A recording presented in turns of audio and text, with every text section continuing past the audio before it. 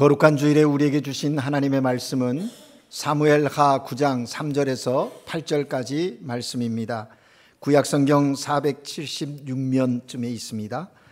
사무엘하 9장 3절에서 8절까지 말씀을 한 목소리로 함께 봉독하시겠습니다. 왕이 이르되 사울의 집에 아직도 남은 사람이 없느냐? 내가 그 사람에게 하나님의 은총을 베풀고자 하노라 하니, 시바가 왕께 아뢰되 요나단의 아들 하나가 있는데 다리 저는 자니이다 하니라. 왕이 그에게 말하되 그가 어디 있느냐 하니, 시바가 왕께 아뢰되 로드발 암미엘의 아들 마길의 집에 있나이다 하니라. 다윗 왕이 사람을 보내어 로드발 암미엘의 아들 마길의 집에서 그를 데려오니, 사울의 손자 요나단의 아들 무비보셋이 다윗에게 나와 그 앞에 엎드려 절하매, 다윗이 이르되 무비보셋이여 하니, 그가 이르기를 보소서 당신의 종이니이다. 다윗이 그에게 이르되 무서워하지 말라. 내가 반드시 내 아버지 요나단으로 말미암아 내게 은총을 베풀리라. 내가 내 할아버지 사울의 모든 밭을 다 내게 도로 주겠고, 또 너희는 항상 내 상에서 떡을 먹을지니라 하니, 그가 절하여 이르되 이 종이 무엇이기에 왕께서 죽은 개 같은 나를 돌아보시나이까 하니라. 아멘. 시온 찬양대가 하나님께 찬양 드립니다.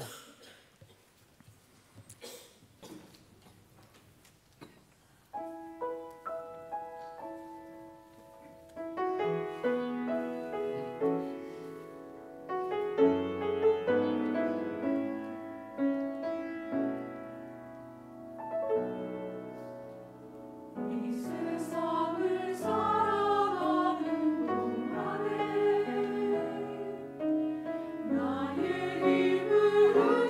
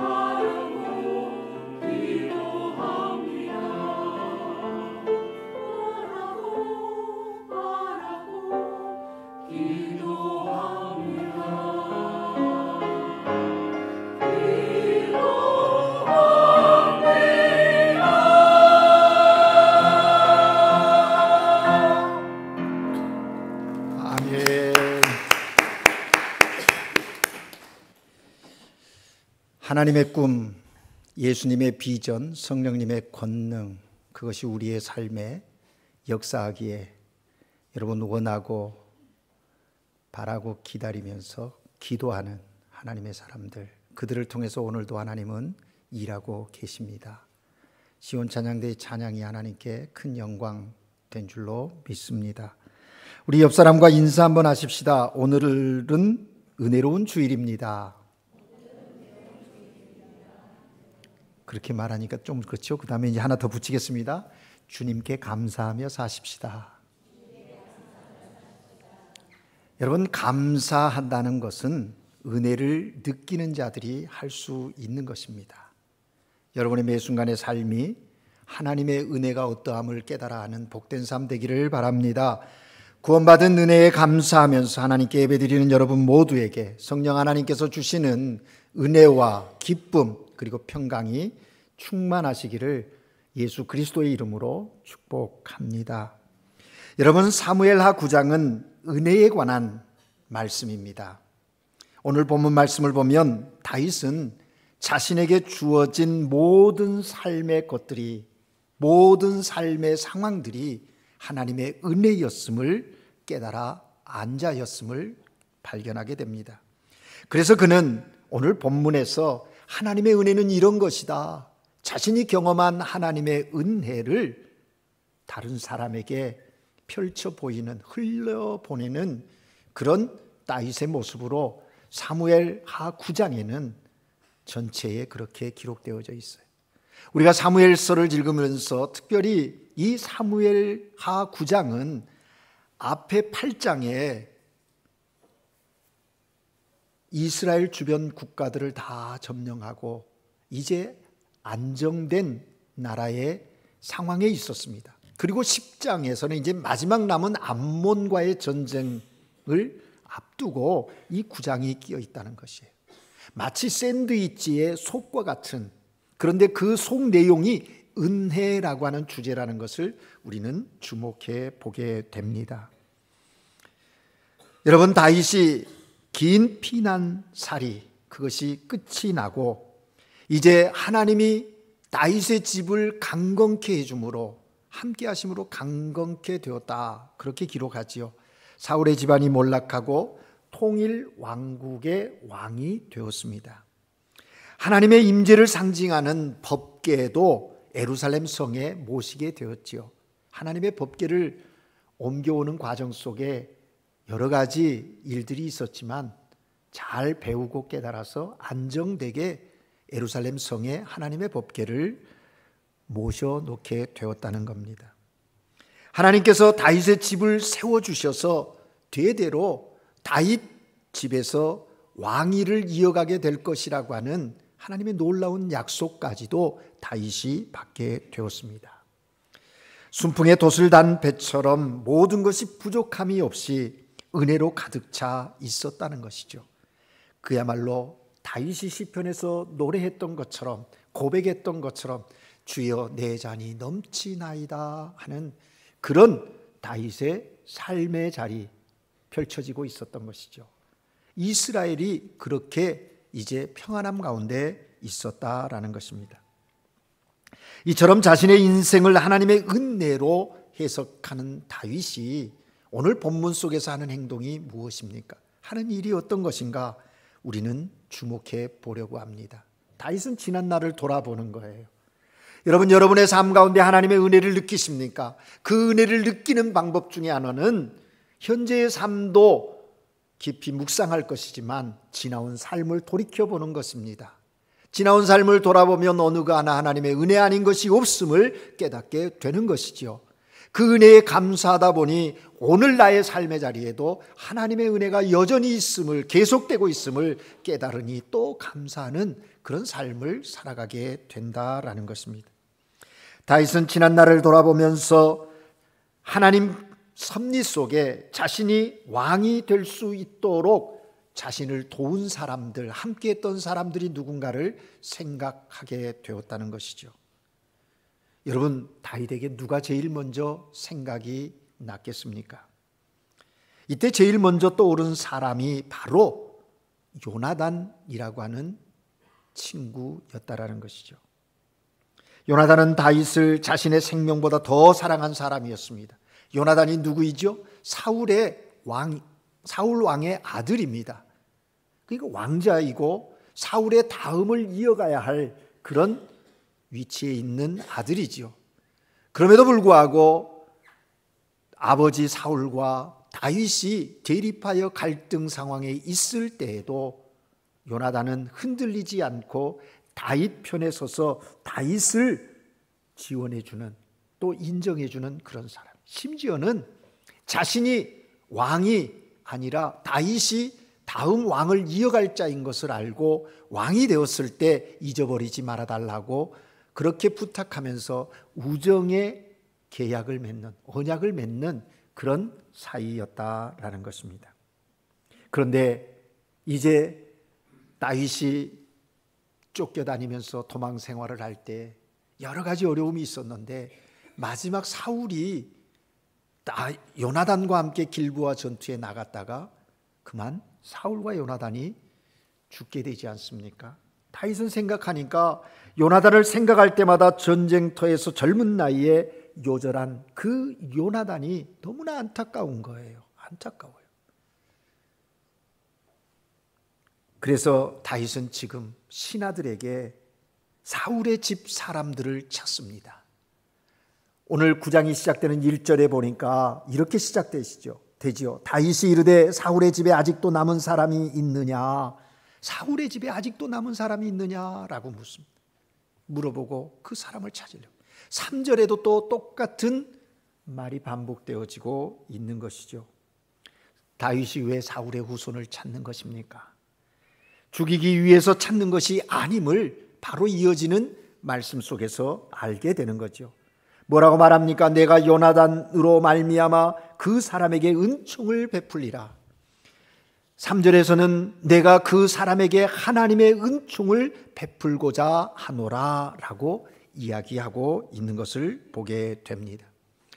사실 이 9장 가운데 이 9절만 묵상해도 오늘 이 아침 하나님께 예배드리면서 우리에게 주시는 하나님의 충분한 은혜를 우리가 받을 수 있습니다. 여러분 보십시오. 다윗이 요나단을 생각하면서 사람을 찾는데 사울의 집의 사람이라고 하고 있다는 것 주목해 보십시오. 여러분 어떻게 이렇게 할 수 있을까요? 사울이 누구입니까?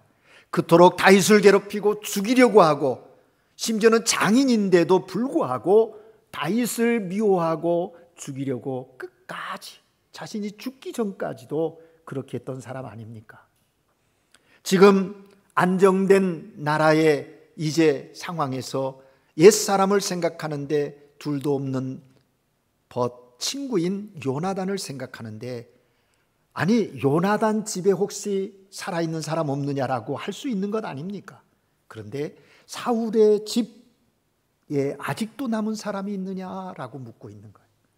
그들에게 내가 긍휼을 베풀겠다는 겁니다. 그 목적으로 사람을 찾는데 요나단의 집으로 제한하지 않고 사울까지 넓히는 것, 이것은 은혜의 사람이 아니면 할 수 없는 일인 것이지요. 그런데 또 하나 우리가 1절과 3절을 비교해 보면 1절에서는 내가 그들에게 은총을 베풀겠다 말했는데 3절에서는 분명하게 말합니다. 내가 그 사람에게 하나님의 은총을 베풀리라. 하나님의 은총을 베풀고자 한다라고 말합니다. 그렇습니다, 여러분. 내가 그들에게 긍휼을 베풀고 은혜를 베풀기를 원하는데 그것은 내가 베푸는 은혜가 아니라 하나님이 주시는 은총을 그들에게 베풀고 싶다라고 하면서 지금 다윗이 행하고자 하는 그 은총의 역사는 자신의 은총, 자기의 의지에 의해서 하는 것이 아니라 하나님이 주시는 은혜 안에서 하겠다라고 그렇게 의지를 표현하고 있는 것을 보게 됩니다. 여러분은 어떻습니까? 여러분이 하나님의 은혜를 경험하셨습니까? 그러면 그 은혜 안에서 어느 범위까지 그 은혜의 혜택을 베풀고 있는지 우리 스스로에게 질문해 볼 것입니다. 사랑하는 여러분, 그리고 여기에 뭐라고 말합니까? 그렇게 말하니까 시바가 다윗에게 이야기해요. 시바는 누굽니까? 사울의 종이었거든요. 그래서 시바가 요나단 아들이 있다, 요나단의 아들 하나가 있다라고 하면서 그가 무비보셋이라고 하는데 3절 끝부분에 보면 뭐라고 말하냐면 다리 저는 자입니다 라고 말합니다. 장애인이라는 거예요. 한마디만 하면 될 것 아닙니까? 그런데 시바는 이미 아마 다윗의 그 마음의 깊은 생각을 이해하지 못한 것 같아요. 그러니까 그 무비보셋이 있는데 그는 다리를 저는 자, 장애인입니다 라고 말하는 거예요. 무슨 의미일까요?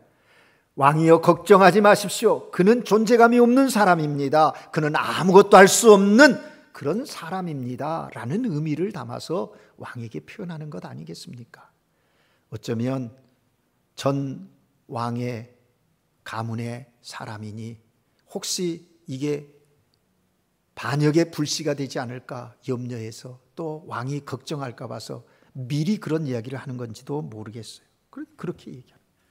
그때에 다윗이 이야기합니다. 그를 데려와라. 그를 데려와라. 그가 어디 있느냐? 그를 데려오라고 말하는 거예요. 여러분, 여기 다윗이 내가 은총을 베풀겠다, 하나님의 은총을 베풀겠다라고 했는데요, 여기 은총이라는 단어는 히브리어로 헤세드라고 하는 단어입니다. 이 헤세드라는 이 단어는 성경에 여러 가지로 번역하고 있습니다. 은혜, 은총, 자비, 인애, 사랑, 여러 의미로 사용되어지고 있는데 영어에서는 사랑이라는 표현으로만 그 헤세드의 단어의 의미를 완벽하게 표현할 수 없으니 영어 번역 가운데는 loving kindness라고 해서 이 본닷 아모로사, 그러니까 사랑의 친절, 뭐 이렇게 좀 더 범위를 두 개를 품어서 하나로 표현하고 있는 것을 보게 됩니다.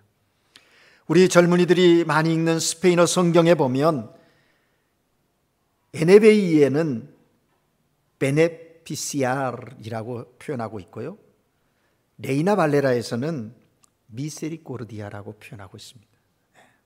이렇게 번역이 참 다양하게 되고 있어요. 또 좀 더 쉽게 번역해 놓은 것에는 실패하지 않는 사랑, 이 헤세드를 실패하지 않는 사랑으로 번역했어요. 사람의 긍휼이나 사랑이나 뭐 인애 같은 것은 제한적이지 않습니까? 그러나 이 하나님만이 하시는 이 헤세드는 실패하지 않는 사랑이다. 무너지지 않는 견고한 사랑, 긍휼을 그렇게 표현하고 있는 것도 보게 됩니다. 여러분, 앞서 이 헤세드라는 말을 우리는 잘 이해할 수 없다고 했는데 이스라엘 사람들은요, 헤세드 그러면 가슴으로 느끼는 거예요.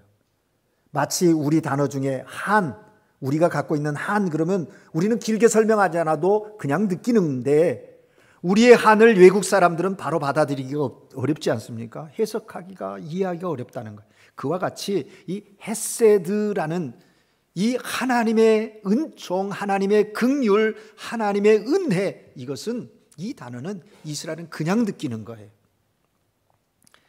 그런데 여러분, 이렇게 다양하게 번역되어지고 해석되어지는 이 헤세드에 공통점이 있다는 것에 우리는 주목을 하게 됩니다.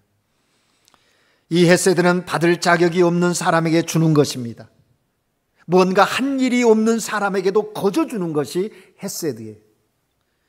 되갚을 수 없는 사람에게 대가를 바라지 않고 베푸는 것, 그것이 헤세드예요. 헤세드. 여러분, 우리가 은혜를 받는 사람의 두 가지 유형이 있지요. 그죠? 네.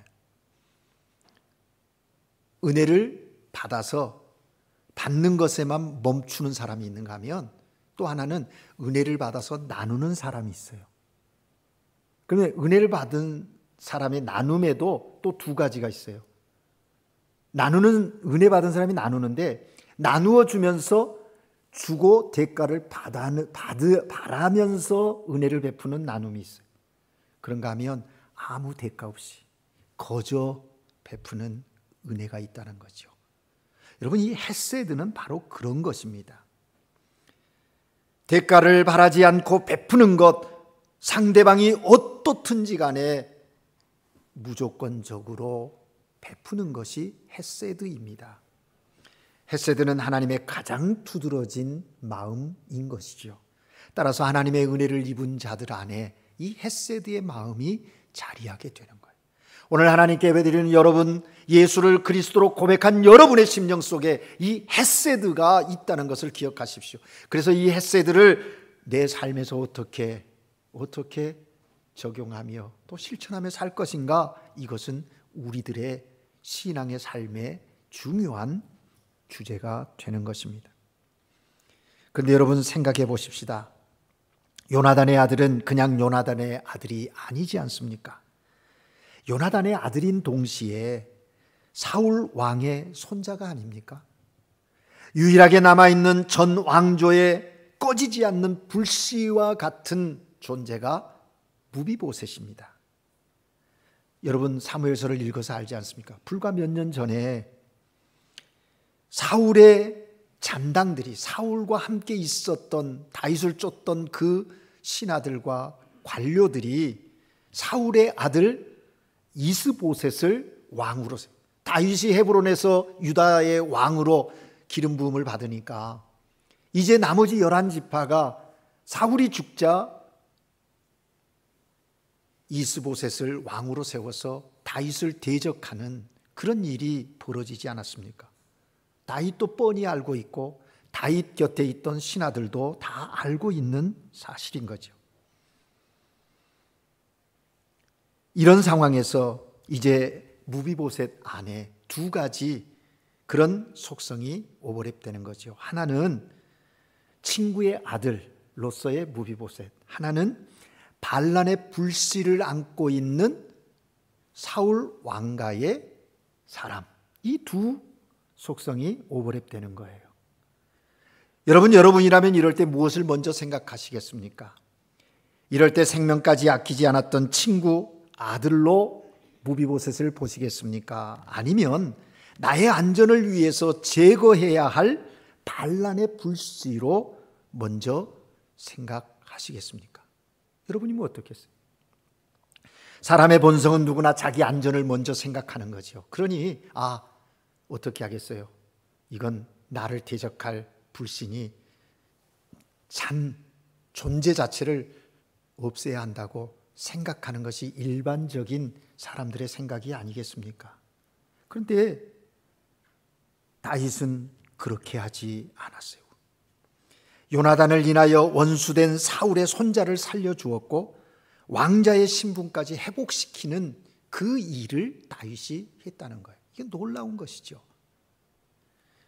일반 정치 세계에서는 후환을 없애기 위해서, 자신의 안전을 위해서 권력이 있는 곳에는 항상 다툼이 있는데 새로운 왕의 권력으로 왕의 자리에 앉으면 이전의 권력에 있었던 모든 사람들을 제거하는 것이 일상적인 그런 정치 세계에 행하는 일들 아닙니까? 왕족의 씨를 다 멸하는 것이죠. 어떻게 해서든지 반란의 씨앗은 뿌리 뽑아버려야, 사전에 제거해야 후환이 없다는 것이죠. 사실 우리 역사에도 보면요, 조선 왕조실록에 보면 이제 고려가 멸망하고 이제 조선 이성계가 조선 왕조를 시작하는 그쯤에요, 고려 왕손이었던 왕씨들을, 우리 교회에 지금 왕씨가 있는 약 10만 명을요 죽였다고 해요, 이성계가. 이때에 왕씨들이 몰살을 면하기 위해서 어떻게 했느냐, 성을 바꿨다는 거예요, 성씨를. 그래서 임금왕, 그 왕에다가 삿갓, 요 갓을 하나 더 붙여가지고 전씨, 여러분 여기 전씨 계십니까? 전씨.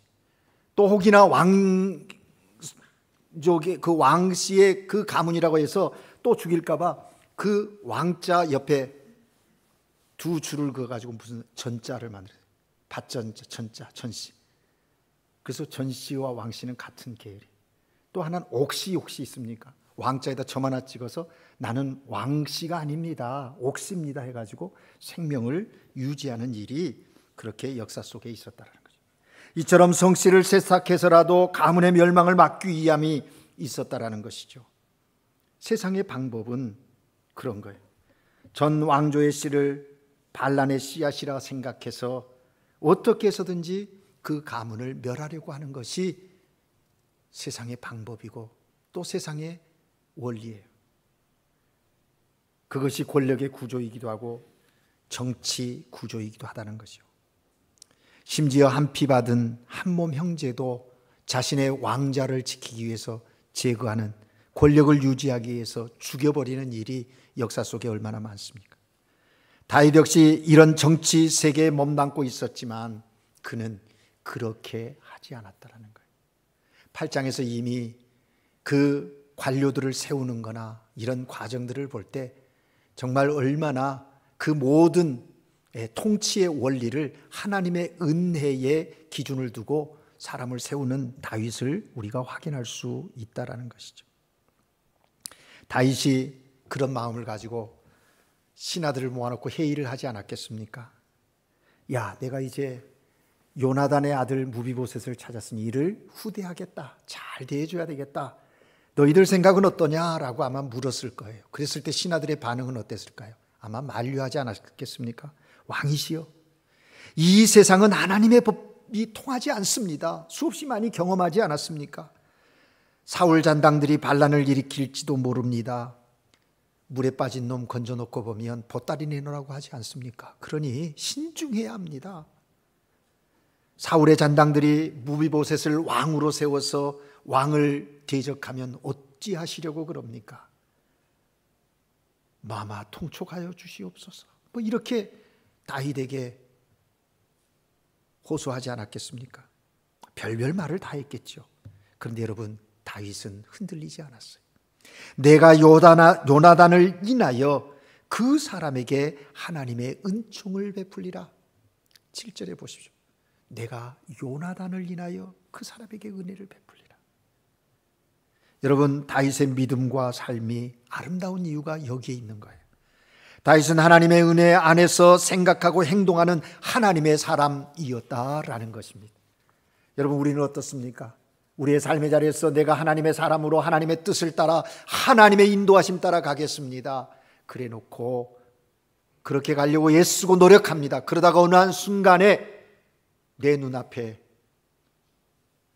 나를 흔드는, 미혹하는 내 삶의 유익이 눈에 보이기 시작하면 언제 그랬냐는 듯이 거기에 휩쓸려 가지 않습니까?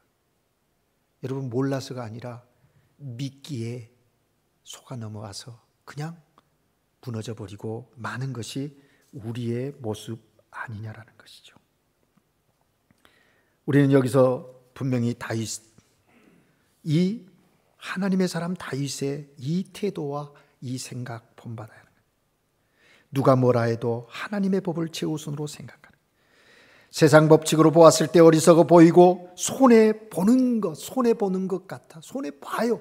그럼에도 불구하고 흔들리지 않는 다윗, 그런 위험성에도 분명한 중심을 가지고 결정하는 다윗, 그가 바로 믿음의 삶, 하나님의 마음에 맞았던 사람인 것을 확인하게 되는 것이죠. 다윗은 요나단의 아들 무비보셋이 은혜 받을 자격이 있는가 없는가 조건을 따지지도 않습니다. 그가 어떤 상태에 있든지 간에 요나단 아들 무비보셋을 내게로 데려오라고 명령하는 것이죠. 그가 무엇을 하였느냐 묻지도 않아요. 단지 그가 어디에 있느냐라고만 물었던 것이죠. 여러분, 이것이 은혜 받은 자의 모습입니다. 우리가 하나님의 은혜를 받았다면, 우리가 누군가에게 은혜를 베풀려고 한다면 이런 다윗의 모습을 본받아야 하는 거예요. 여러분 보십시오. 은혜는 까다롭지 않습니다. 은혜는 사랑받을 만한 어떤 일을 했느냐에 대하여 묻지도 않아요. 은혜는 상대방의 반응과 상대방의 능력과 아무런 상관이 없어요. 그래서 은혜는 어떤 면에서 일방적이다라는 겁니다. 여러분, 헤세드, 이게 일방적이에요. 여러분, 다시 한번 반복합니다. 은혜는 은혜 받을 자격도 없고, 은혜 받을 만한 일도 없고, 은혜 받은 그것을 되갚을 수도 없는, 능력이 없는 그런 사람에게 거저 주는 것이 바로 하나님의 헤세드, 이거예요. 여러분, 우리가 이 하나님의 헤세드를 받은 자들 아닙니까? 받은 자들 아닙니까? 그러기에 우리는 우리의 삶 가운데서 다윗처럼 그렇게 살아가야 할 것입니다.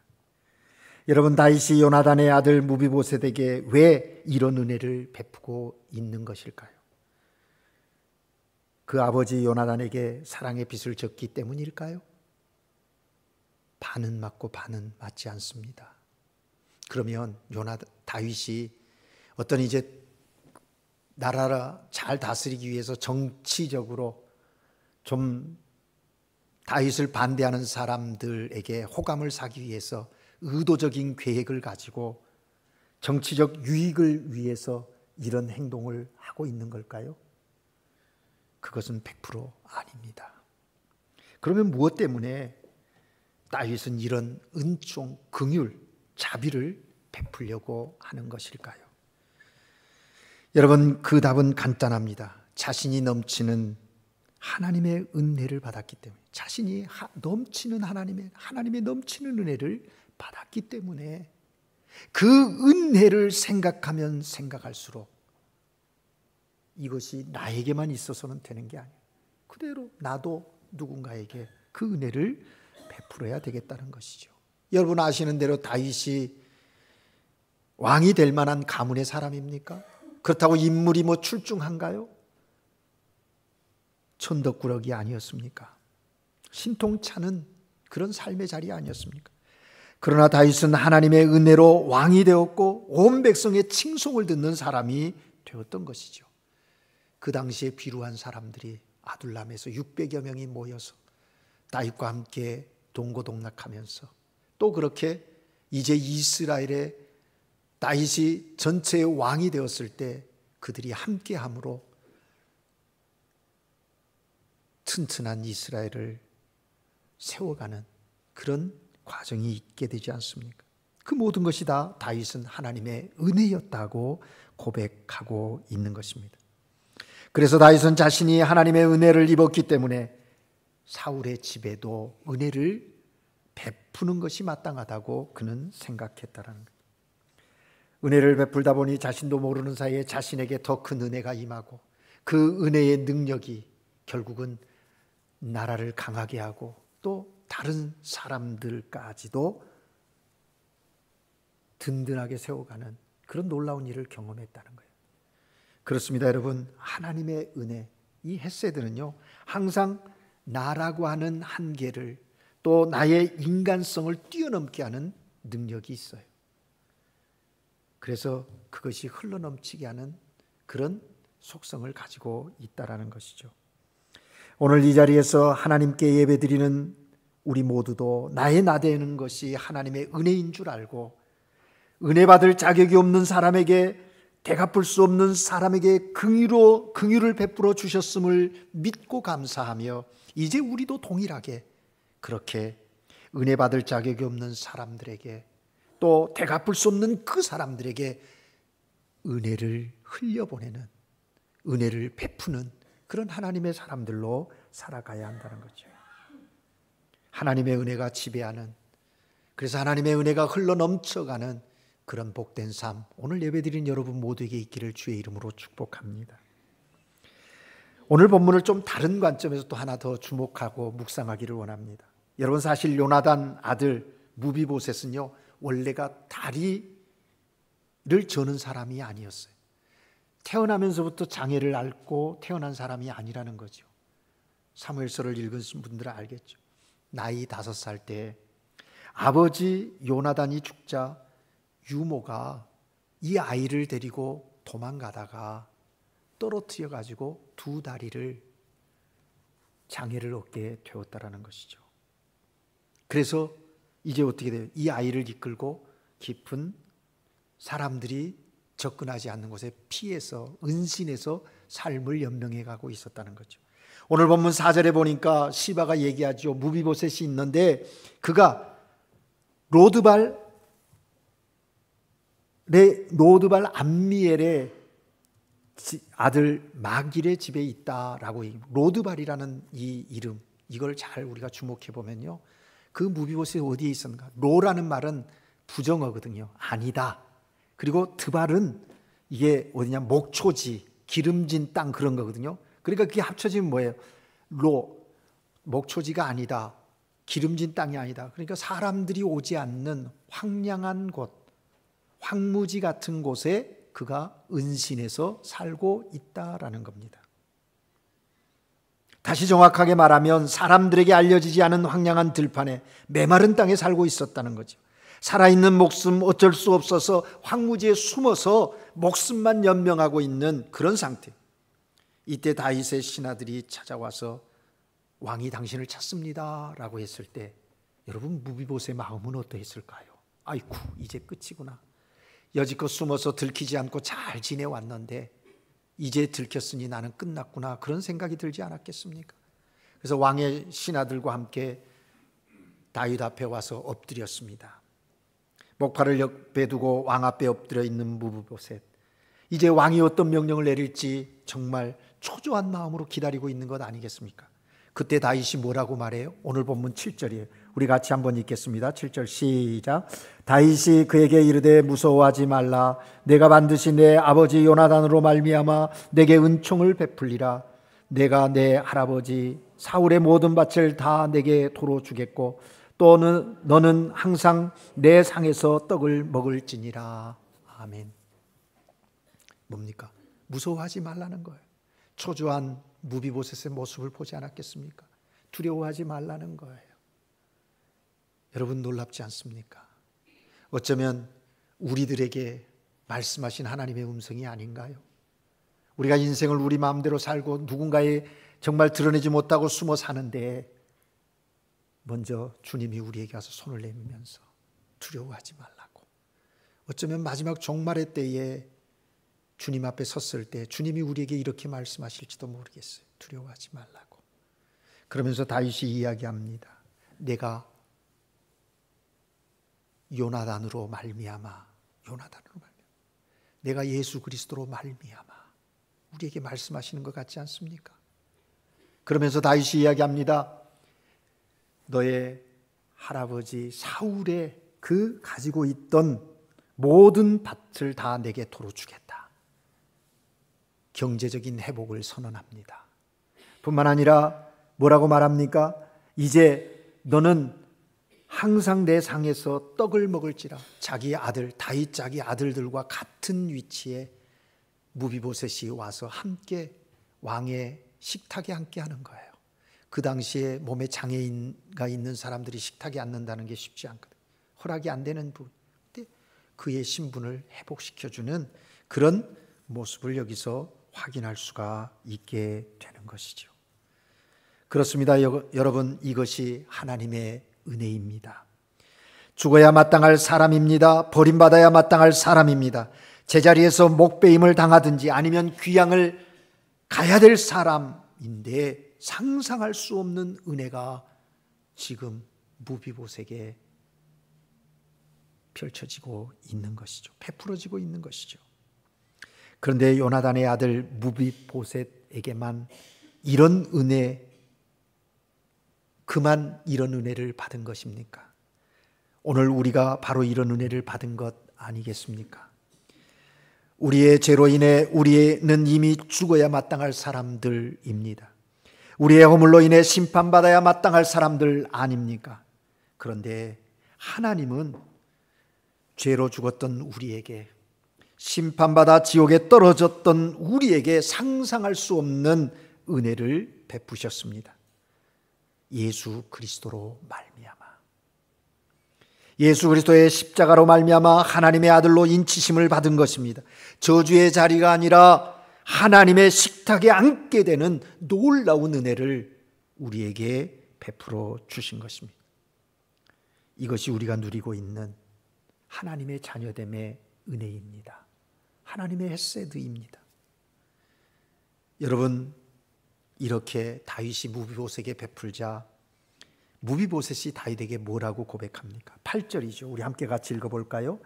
그가 절하여 이르되 이 종이 무엇이기에 왕께서 죽은 개 같은 나를 돌아보시나이까. 아멘. 여러분, 이게 무비보셋의 마음. 어쩌면 우리가 무비보셋과 유사성이 많다면 우리가 하나님 앞에 어떤 마음으로 하나님이 베푸신 놀라운 은혜에, 그 헤세드에 반응해야 할까요? 어쩌면 무비보셋과 같은 마음이어야 하지 않을까요? 여러분, 이후에 이제 사무엘하를 더 읽어가 보십시오. 무비보셋에 대한 이야기가 계속되어집니다. 사무엘하 끝나는 데까지 간간히 무비보셋 이야기가 나오는데요, 그는 다윗의 이 은혜를 평생 잃지 않고 살았어요. 의리를 지켰어요. 다윗이 아들 압살롬의 반란으로 해서 쫓겨갔을 때도 함께 가지는 않았지만 그날로부터 그는 절제하면서 그 다윗을 생각하면서 지내서 다시 다윗이 한궁에 왔을 때 고백하는 내용이 놀랍습니다. 일생토록 이 다윗이 자기에게 베풀어준 은혜를 잊지 않고 살았다는 거예요. 오늘 하나님께 예배드리는 여러분이여, 하나님이 여러분에게 주신 은혜를 일평생 잊지 않고 살아가시는 주님의 자녀들 되시기를 주의 이름으로 축복합니다. 환경이 어떻든, 사건이 무엇으로 내게 다가오든 거기에 요동하지 않고 흔들리지 말고 나를 사랑하신 하나님, 내게 은혜 베푸신 그 하나님의 은혜를 기억하며 소망을 붙들고 약속을 붙들고 삶을 살아가는 복된 하나님의 사람들 되시기를 주님의 이름으로 축복합니다. 기도하겠습니다. 사랑의 하나님 아버지, 오늘 다윗을 통해서 하나님의 은혜가 우리에게 어떻게 임하였는지, 또 그 은혜에 대하여 우리는 어떤 태도와 자세로 반응해야 하고 또 어떻게 우리의 삶에 적용해야 하는지 깨달아 알게 하시니 감사합니다. 이제 삶을 살아가는 동안 우리에게 베푸신 하나님의 헤세드, 그 하나님의 놀라운 은혜를 늘 감사하게 하시옵소서. 하나님을 향한 은혜의 감사를 잃어버리는 어리석은 자가 되지 않게 하시고 늘 그 은혜를 기억하며 감사하고 우리에게 풍성케 하시는 그 하나님의 헤세드의 은혜가 우리를 통하여 우리 주변에 흘러가게 하시사 하나님의 나라가 확장되어져 가는 놀라운 역사가 우리의 삶을 통해서 주님의 몸된 교회를 통해서 이루어지게 하옵소서. 이 모든 것을 통하여 하나님 영광 받으시옵소서. 주님 오실 때까지 이 모든 일들이 멈춤이 없이 계속되게 하여 주시옵소서. 예수 그리스도 이름으로 기도합니다.